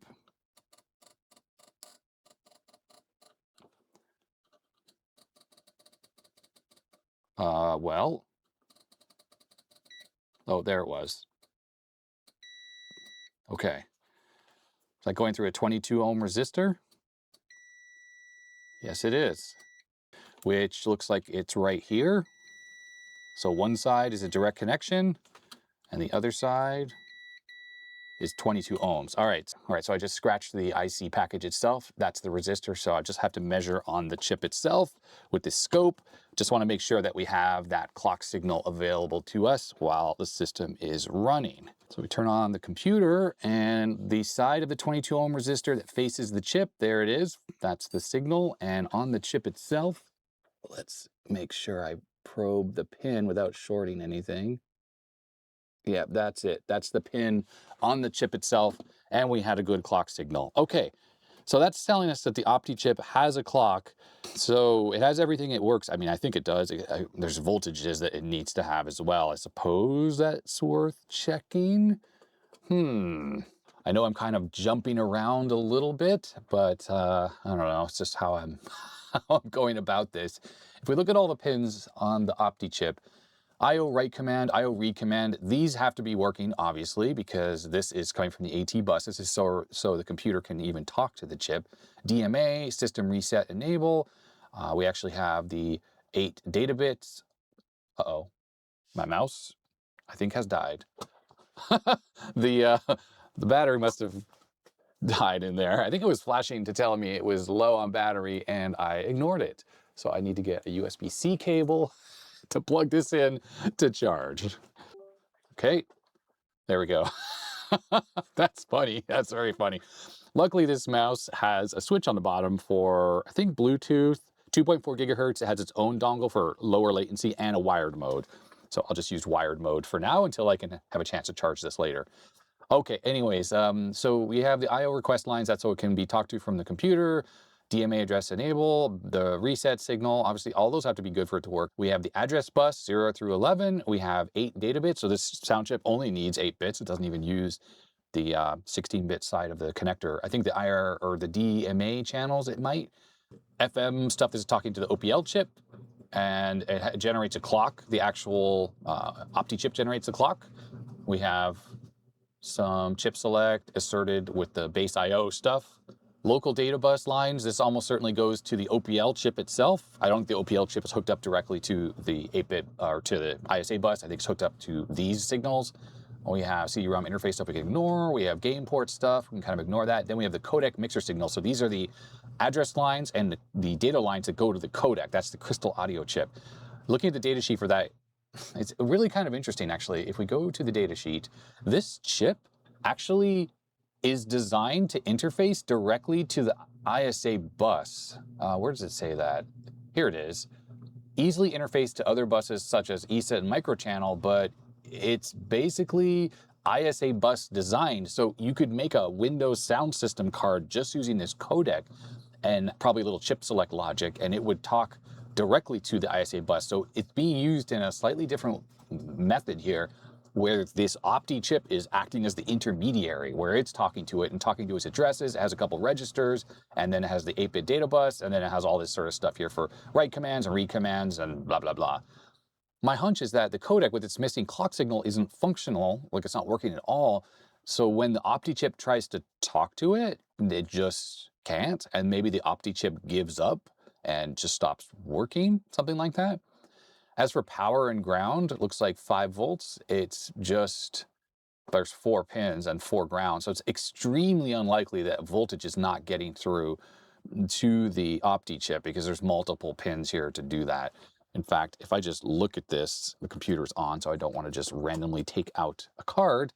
According to the data sheet, pin 1 is ground, and I think that dot there denotes this is probably pin 1 here. And if I go on this cap, that is ground, and pin 2 should be VCC. Although with these caps, I don't know which ones of these are on 5 volt. Maybe these are on 12 volt rail. But anyways, okay, so that is not ground. Huh. I figured the positive side should be there. Let's just check all the pins real quick. All right, so that would be a VCC pin. It's on 2, 29, 52, and 79. So what about the pin next to it? Yeah, there's ground. And the next one over is VCC. This might be pin 1 as well, because that's ground. And the next one over is VCC. So it definitely seems like, you know, power's getting to that. I suppose what I should just do double check is make sure that we have VCC or 5 volts on these caps here. Yeah, we have 5 volts right there on that cap. So you can't really see it, but there it is, 5 volts. So that looks good. So power's on this board. It's getting to the chip. The chip has a clock signal. But it's just not working. And all we're seeing so far that looks wrong is this missing crystal oscillator input there. So I suppose what I can do is I can grab my frequency generator and just inject the exact crystal value that it needs into this chip and see if that brings this thing to life. Like I said, it's just extremely unlikely that this crystal is bad. I don't have an easy way to test it other than maybe sticking a different crystal oscillator in there and just seeing if it oscillates. It would be the wrong frequency, but maybe it would work. Let me just whip this out of the board and we'll give that a try. Like I have 14 point whatever megahertz. That's this one here. I have one of those crystals. I have a whole bunch of these 2-pin crystals, but I doubt I have any that are at that particular frequency, this 19 megahertz or 16 megahertz. All right, this one is close-ish. It's 16 megahertz. So let's try this one in the board in place of that, and maybe it will resonate at 16 megahertz, and that will just sort of be a good test to say if this crystal is bad or not. I really don't think this is going to do anything because, like I said, I think we would generally see voltage apply to one of these pins, like it would sit there at 4 volts or something like that and not oscillate.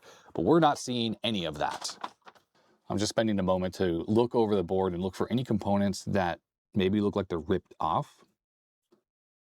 So if it's never been installed, then the little pads are smooth and domed, but if it's been ripped off, they're kind of jagged, and it's a bit obvious. But nothing looks ripped off at all on here. Everything that's not installed is nice and smooth and domed. All right, a little desoldering later. There's that original crystal. Yeah, I just installed this one with the legs long because I don't want to leave that in there since clearly the wrong value anyways, and I just want to see if it actually oscillates a little bit. Power's on. No, nothing's happening. Same exact situation. All right, so that crystal is not the problem. And maybe what I just need to do is I'll just remove the one I just installed, and I'm going to try to inject that frequency directly into the board with the signal generator, see if that makes a difference. So to facilitate that, I just installed a little offcut there so I can easily inject that signal into it. Now, it goes without saying that if I had another one of these boards, I could double check to see if that crystal oscillator runs when the board is idle before it's configured. And since I don't, there's nothing I can do. And I just have to kind of go blindly here and make assumptions about the way this should work. And well, that's where we are. Here's the frequency generator. It's set for 16.9344 megahertz, 4.5 volts peak to peak. Offset is around 2.5 volts. If I turn this on, we can look at the oscilloscope here, channel 1. There it is. I think that looks pretty similar to what the other crystal oscillator on this board is generating, at least when viewed on this scope. So I'm going to grab a couple of clip leads, and yep, they're probably not designed to be carrying this kind of a frequency. I will wait till the system is powered up, but what I'm going to do just to make sure we can actually see the signal is get everything set up with the oscilloscope. I lost my little clippy thing. Oh, here it is over here. What I want to do is I'm just going to clip onto the input there that's now floating so that when I turn this on, we'll have that signal available. So this is off, computer's off. This is showing that signal. So we turn on the computer, we see nothing. I turn it on. There we go. Now we have that 16.95 megahertz going into that crystal chip. Whether it wants it or not, it's getting it. Okay, here is our setup utility. This is what was failing before. Yep, no change. No change at all. Now, one thing is I was chatting with Jared some more between yesterday and today, because this is now the second day of working on this. And he mentioned that, well, there were some drivers from the 90s for this card, and he helped me figure out where those were, and I downloaded them. And here they are. I was able to extract them using 7-zip. So on my SD or compact flash card, let's just create a new directory. I'm going to call it 929. We have a couple zip files in here, so we'll just extract these as well, even though I have PK unzip on that computer. This looks like maybe some Windows stuff, so not really necessary, but it looks like we have the same sound init program or similar and sound for DOS. So let's give this one a try. Frequency generator is currently turned off. Let's boot the system and we'll try running those other drivers. I mean, what if this was a driver problem the whole time? I gotta say, if that's the case, I will be rather annoyed. All right, there's our stuff. Okay, so here is the stuff, sound init. Sound card is not installed. What was the other program on here? I usually use this so I can see color coding. Sound for DOS. Sound, maybe if I spelled that correctly. Sound card for real mode DOS. Environment, which, okay, so I don't think this is what we want. It looks like this has to do with like Windows 95 and DOS support. So really it just feels like it's the sound init. Let's check out the config.txt. So anything obvious here? What's going on? I mean, what if this card needs Windows 95 to initialize, like for the plug and play stuff? Because nowhere in here do I see anything about current mode, Sound Blaster Pro, or Windows Sound System. Nowhere in here do I see anything about like the I/O ports and stuff. This lets you, I guess, pick which base I/O and stuff you're using. IRQ 5, 7, or 10, DMA. 8-bit sound test in the sound test window. So this is like, again, talking about something in Windows. And I don't have Windows 95 on my card here. After all of this work, if this doesn't work in DOS natively without Windows, I'm done. I'm done. Like, I would not use this card really anyways. And this is the stuff, that really, really kind of annoys me about these types of cards. The drivers are unclear, all of that. Ooh. Let's turn on the frequency generator for the crystal thing, and we'll just try sound init one more time. It rebooted the computer. That's funny. So that was different. We'll try that again. We'll see if that's reproducible. Sound init. Okay. Don't know why that rebooted it the second time. I think it was after we ran that other tool. It was sound for DOS. I ran this. I said, I don't want to set this up. And then we ran sound init. Oops, sound init. Okay, I don't know. That was just a freak occurrence. Anyways, I'm injecting that clock frequency into the crystal chip. There it is. It's still not working. I suppose some of the only other things I really should check is we could probably take a look with the oscilloscope to make sure that the base or the I/O read and write signals are making its way to this chip. Because I mean, obviously all the ISA connections to the Opti chip need to be good. There's just nothing obvious on this card, and it's going to be a lot of work to check all of those connections. But you know what? I'm just going to do that quickly off camera, and we'll see if anything is out of the ordinary with the I/O write. Oh, let me show you what I'm going to check actually. Okay, so what I'm going to look at is I/O write, I/O read, I suppose this DMA thing. I don't think that's necessary. I need to check the reset line is making its way through. Oscillator already knows good. I mean, all the address and system data bus stuff, that needs to be checked as well. Yeah, there's a lot of pins to check here, and I just don't see any reason why any of these would not be working, because obviously the card has no physical damage on it. That is obvious. All right, and IRQs. All of this stuff needs to be checked. All right, so I'm just going to spend a moment and just check really close all the traces going to that chip and make sure everything looks good. First round of testing, everything on this connector is making its way to the chip without any issues, no shorts or anything like that. So all of this stuff is good. For testing all the stuff on the backside, I'm going to use this little riser. That way I can probe on the top of the chip here and on this side. Only problem is I need to know which pins are actually connected because, I think it's mainly these. I think, and maybe that one. The rest of these are like voltage and oscillator and stuff like that. Like that's the oscillator pin. We already know that's good. But these, how am I going to do this? How am I going to do this? I almost need to take a photo of this with my phone just so I know. I don't want to be probing like that pin that does not even connected to the board. Okay, yep, there we go. So now I can plug this in like so, put this like that, and then I can refer to this to know which pins on the edge here to actually check. So for instance, the oscillator pin, we already figured this out, goes over here, right? Yep, there it is. So that's working. Pretty sure this is going to be ground. And this is going to be 5 volts. I can check it right here on this cap. Yep, there it is, 5 volts. Okay.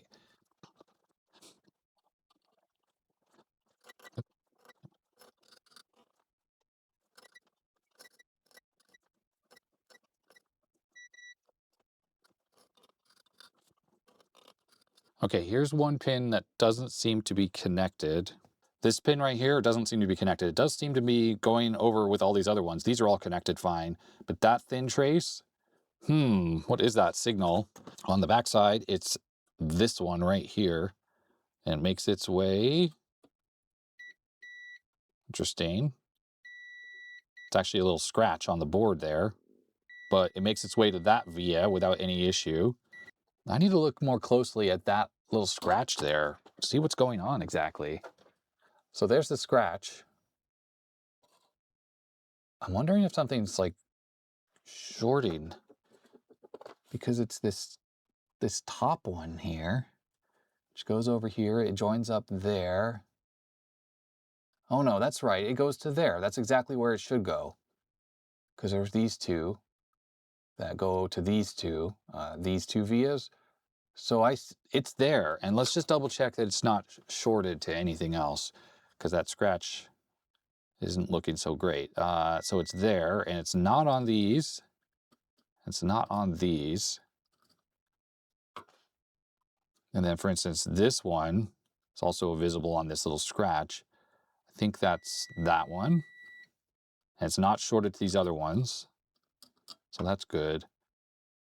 And then we have these vias that go here and here. Make sure that it's not shorted to that. No, nothing is shorted. I mean, that scratch is certainly a little suspect.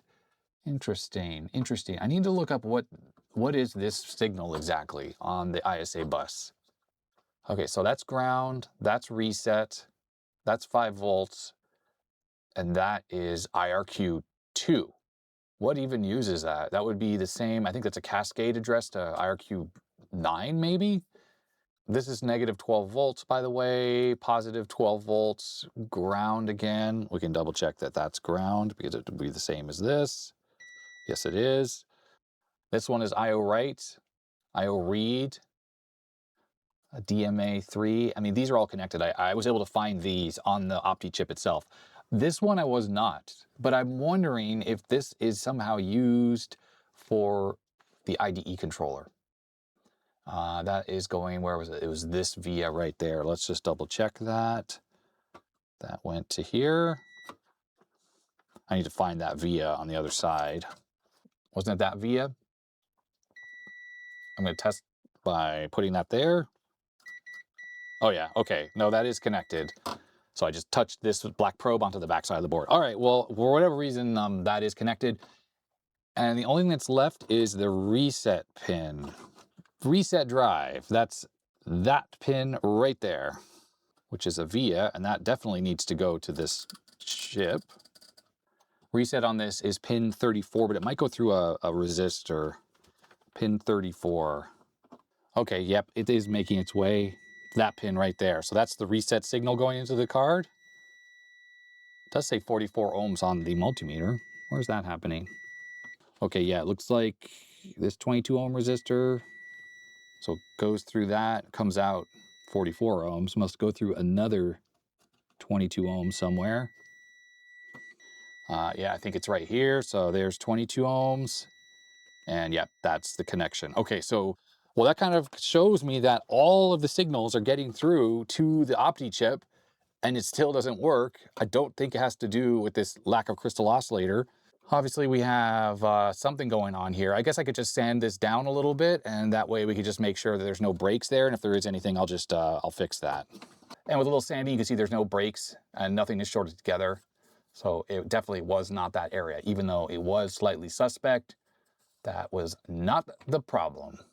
And remember when I did the toning out of the signals going to the Opti chip, I actually did it from the fingers on the connector. So if there was like a break right at the top there, I was actually toning it out down at the bottom here. And that was, you know, checking the connection to the card. So it really wasn't that. So I think I'm pretty much at the end of the troubleshooting. So my conclusion here is the Opti chip itself has failed, and that has resulted in this card not being able to be detected because the chip itself is just no one home, nobody home. And just in case you were thinking that, say, something was trashing the bus on this card, like say one of these bus transceivers for the IDE was bad, that would be trashing the bus for the whole computer. It wouldn't even boot. And obviously it's booting without issue, so that's not the problem. There's something happening between the Opti chip and the ISA bus, or the Opti chip is just not talking on the ISA bus. So I just turned on the computer and it actually didn't come up. So is the bus trash now with the card installed? Yes, it is. So having this installed actually keeps the computer from working now? What did I do? Huh.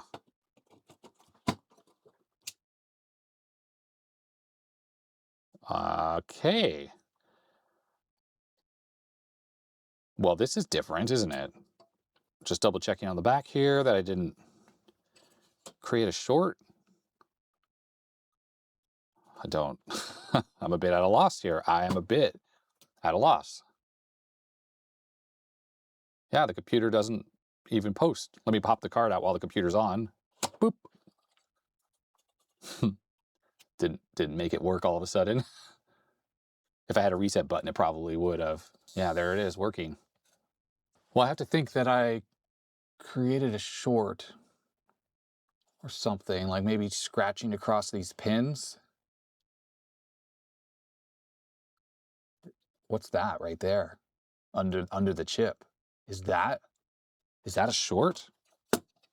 That looks like a short, doesn't it? Huh. I don't have a good microscope to check this stuff with. So let's just use these sharp probes. Okay, so that's on the same one. Doesn't appear to be shorted. Yeah, none of these appear to be shorted, even though that looks like it could be a short. Not getting a short here. Huh. Okay, I'm gonna just try to clear this up a little bit. That's flux that's kind of gooped on everything.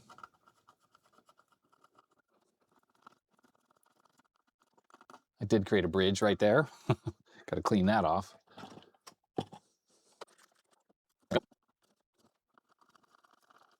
Did it again at the end. Let's clean that off. There we go. That looks pretty good now. And I don't see any issues when it comes to bridges. I'll have to clean that flux off, obviously. Looks good.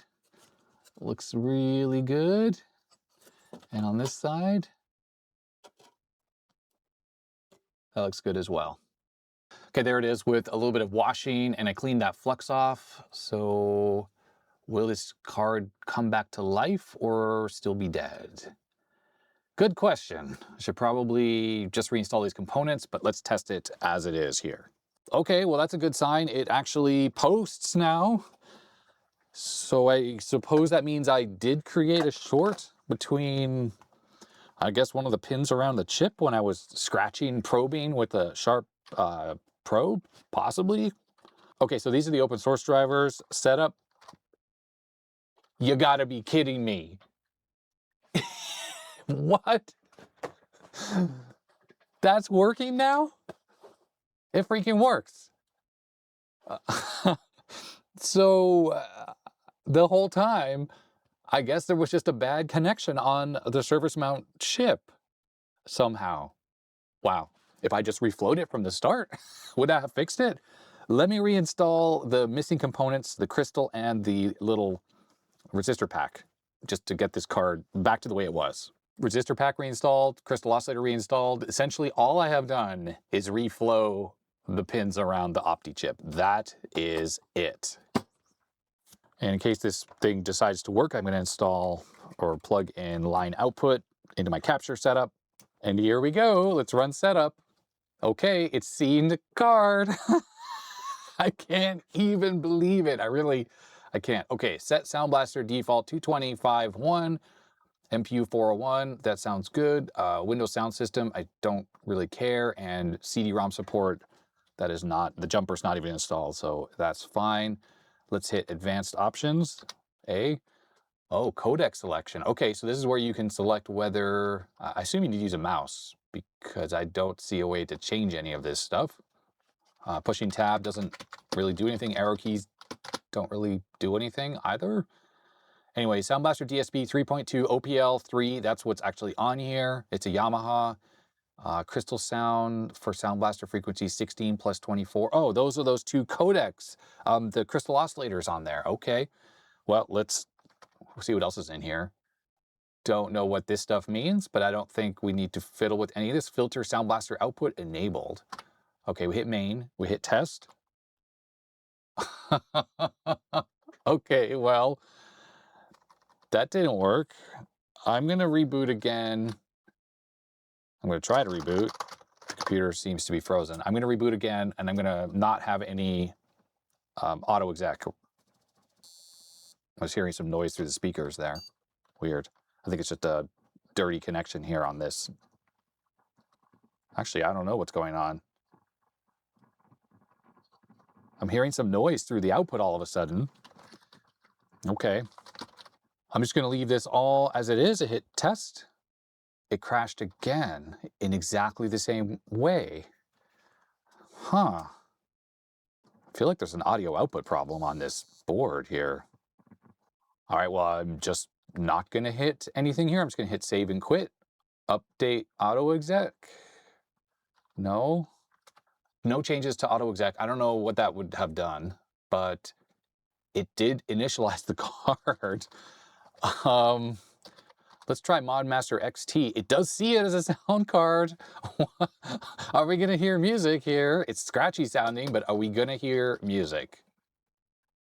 Ah, it is not working. Interesting. Basically, I'm just hearing a repeating.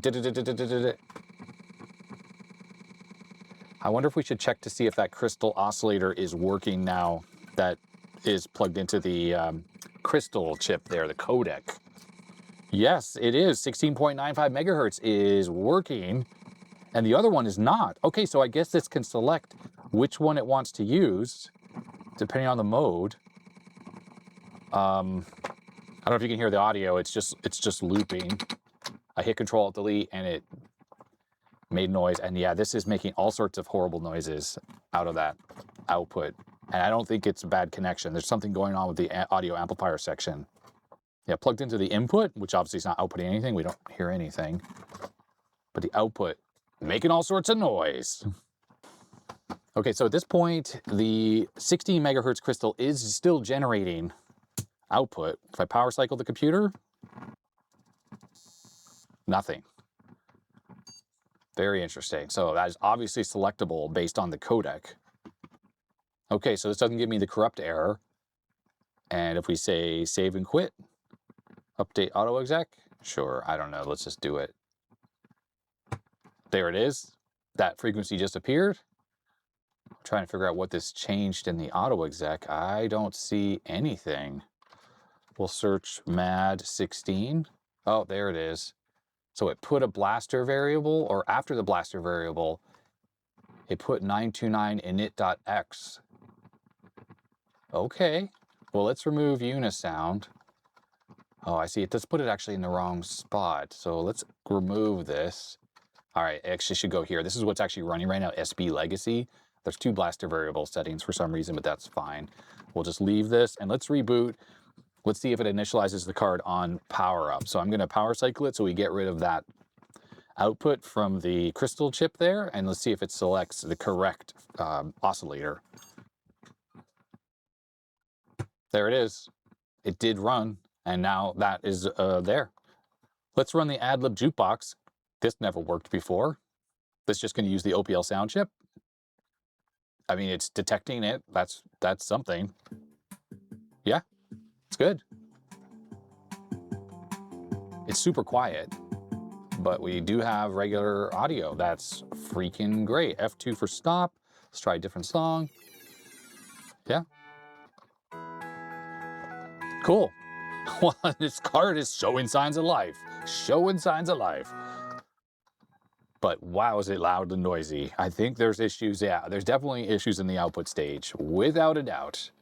Okay, I'm trying to run fast doom, and just like in the first video, something is corrupted in the settings here, and I can't actually change anything.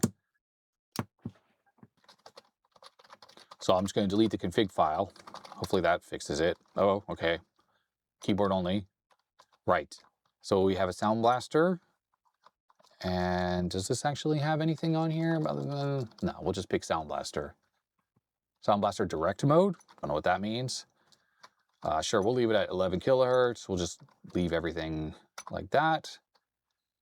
Let's see what happens.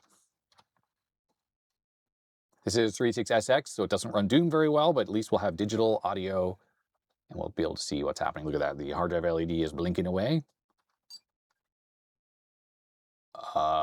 Something bad happened there. There was a chirp out of the speaker, and we don't have any working system right now. And the system is dead. So this could be a driver issue, right? Maybe I just need to run that other setup utility, the one from 1994 that I downloaded, or whatever, the 90s, and not use this open source one. I had that in the 929 directory. I think it was SND init. Sound initialization error, sound 16 environment variable is not defined. Yeah, I don't think this is going to work actually without doing the whole Windows setup thing. It's going to create those environment variables that this utility will use. Okay, let's run mod master here. It says Sound Blaster Pro found IRQ5 DMA1, high DMA1. This is good. It's looking at the blaster variable to set that stuff. And this is what I tried to run earlier and it froze.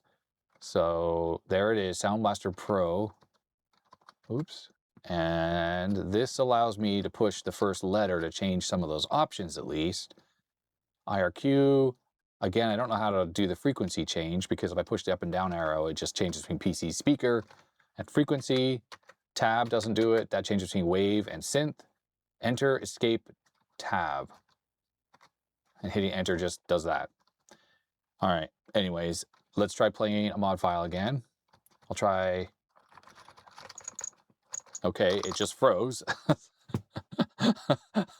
Normally playing mod files is just not that much trouble.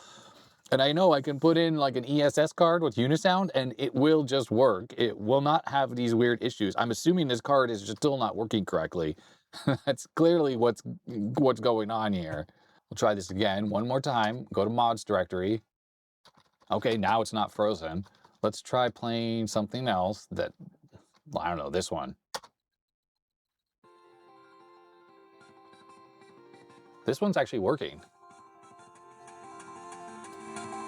I know there's no volume. Yeah, there we go.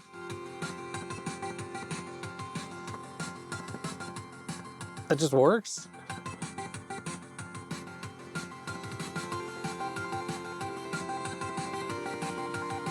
Color me surprised. Frankly, I'm shocked here. Wow. Okay, I don't know what else to say other than it just works. Let's try this one. Yeah, it's working. It doesn't sound great because it's 22 kilohertz 8-bit audio. That's how the mixing is happening. I'm not sure if I can actually increase that. Let's see, options. 16-bit, no, we can't do that. 2 channels. So that's not it. And then this is where you can change the frequency, but I can't. Because I assume you need a mouse to do it, because up down doesn't do anything. I could put stereo on, I suppose. Filter, it's funny, yeah, that works. I don't know, let's just try that. Oh, yeah, stereo is working. I know you can't hear it, but I hear it. It's actually a little less harsh because that filter is turned on. Not enough memory, okay. Oh yeah, I mean it's working. It totally works.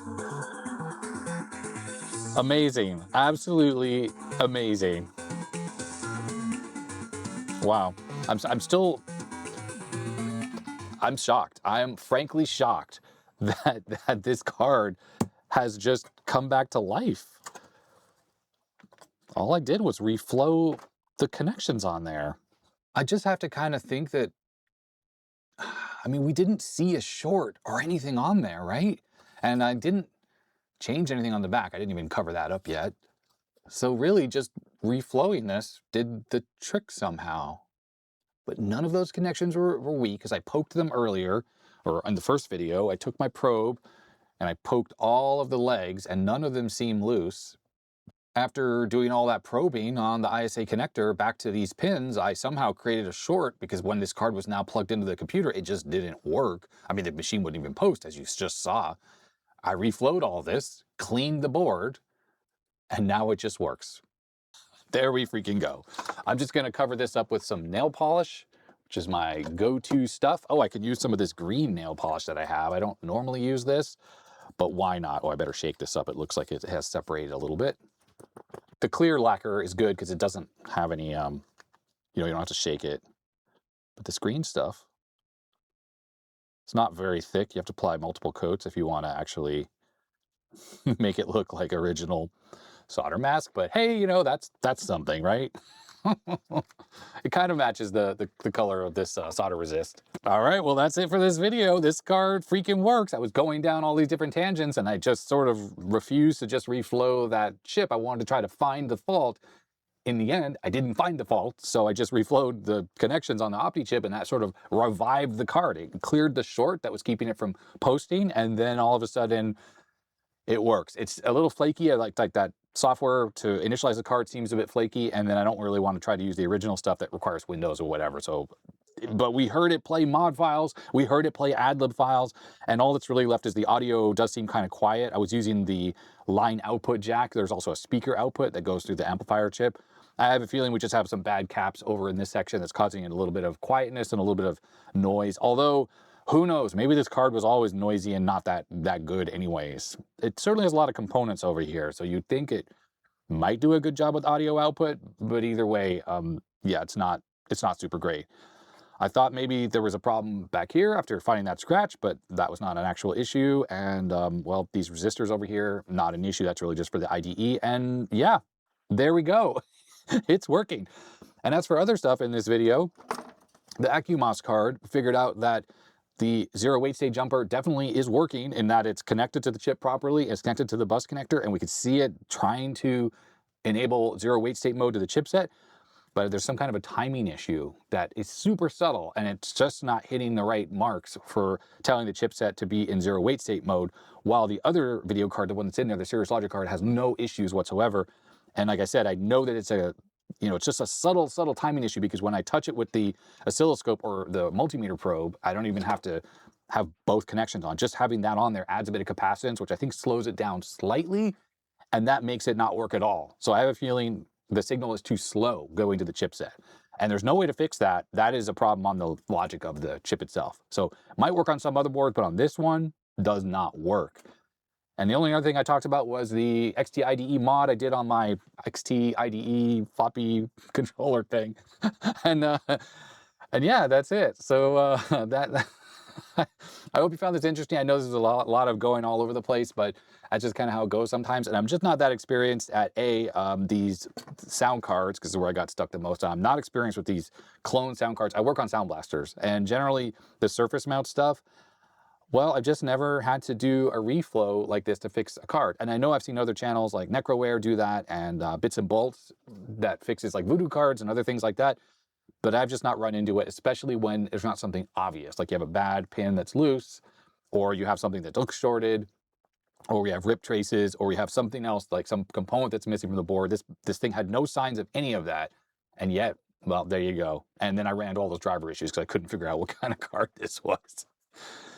So there we have it. I hope you enjoyed this video. If you did, thumbs up. If you didn't, you know exactly what to do. Thanks to my patrons and my YouTube members. They make it possible to do this full time. And if you want to become a supporter, you can do so. I try to get early access videos, other behind the scenes stuff. Thumbs up if you like this video. Comment down below. I'm sure there are lots of people who have lots of thoughts about this stuff. And thanks for everyone who commented on the first video about like Unisound and all this stuff not working. And hopefully this brings some closure to the issues I encountered in the first video. And that's going to be that. So stay healthy, stay safe. I'll see you next time. Bye.